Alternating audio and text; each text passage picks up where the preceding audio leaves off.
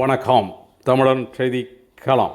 வேதாரண்யத்தில் தமிழக முன்னாள் முதல்வர் ஜெயலலிதாவின் நினைவு தினத்தை முன்னிட்டு முன்னாள் அமைச்சர் OS மணியன் திதி கொடுத்து அஞ்சலி செலுத்தினார்.